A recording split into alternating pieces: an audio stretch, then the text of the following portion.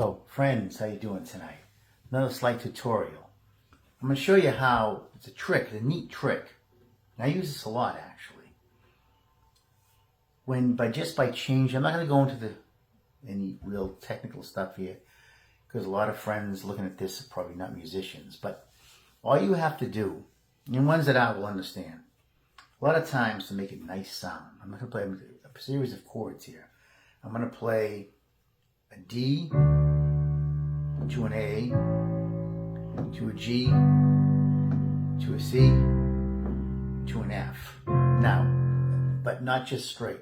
So I'm just going to go and do a little rolling chords, broken chords. And all I'm going to really do is change the bass note. Going to start out, if it's a D, I'm going to play a D for a bass note, A for a bass note, meaning the chord is A, the note on the left hand, which would be like a bass or a bass guitar if you had one. We'll start out with the same note as the chord. D, D note, A note, G note on the bottom, C, same thing in F. But then all I'm going to do is I'm flowing through the chords. I'm going to change just the left hand. And watch the different sound that it actually makes. It goes 3 different times. I'm going to change it 2 different times. One time, and then again. What a different sound it makes. I use that a lot in a lot of my originals and stuff. And you'll see it's a trick you can use. It really changes the chord structure and can really bring a nice robust sound depending on where you're trying to go with the song. A lot of songs do that as well. Sounds intense, but really only changing the left hand. And it makes it what? So we'll go through it. Start it for D.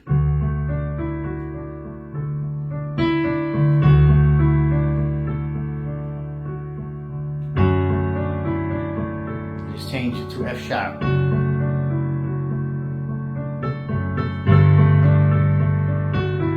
Change it to a G in the bottom. Still playing a D chord.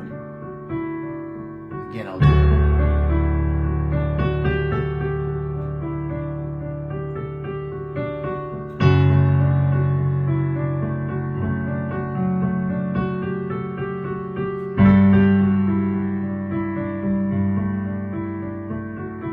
Go to an A.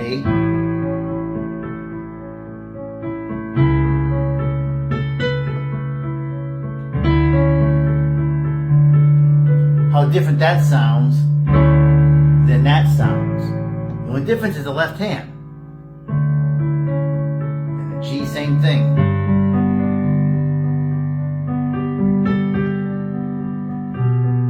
Left hand changed.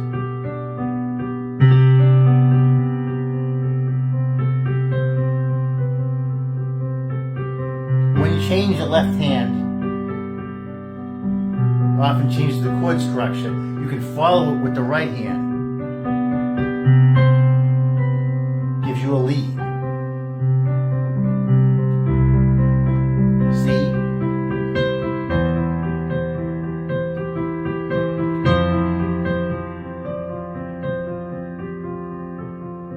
Finally, F.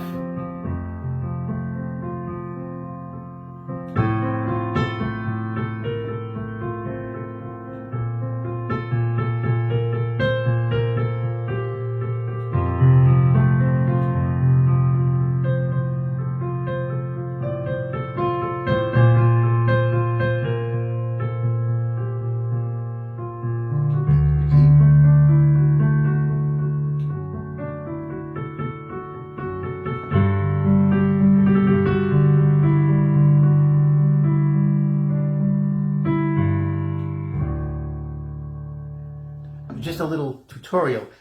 That's a trick you can use a lot of times, is playing, change just a note on the left hand, the bass hand. And depending where you go, that'll make sense to change. You can coincide that with your right hand playing. It'll make sense. It'll change the chord structure. It'll give you a different lead to a melody just by changing one note in the bass and keeping the same basic chord on the top. It's a thing I use a lot in my originals, and I see that in a lot of different songs too that'll be used. It sounds like you're playing a totally different chord, but you're really not. Sometimes, depending on what you play for a bass note, will actually change what the chord is. But that's okay, you want that. But a neat way of doing it, it's actually an easy way of doing it. Sometimes you don't have to change the right hand. Sometimes you do, depending, and you want to. And that left hand sound that changes will give you an inspiration to go with a different melody. It's a wonderful trick, just changing that bass at different times, changing the way the chord sounds within the melody of the singing or something like that. So I hope you enjoyed that. Just a little knowledge of, you can call it a little cheating way if you want it. But it's something that a veteran musician will understand that is very critical to a song and really not that difficult to do. So it's Rick here again tonight, and a little tutorial on chord structures, and I hope you did. I kept it a little I didn't go into the specifics about the chords, because I know a lot of people looking at it will not be a musician. So I started talking about jargon and major ninths and sixths and all that type of stuff. I've done it before, and it's probably going to lose you a little bit. So hope you enjoyed that anyways. Have a great night, and God bless.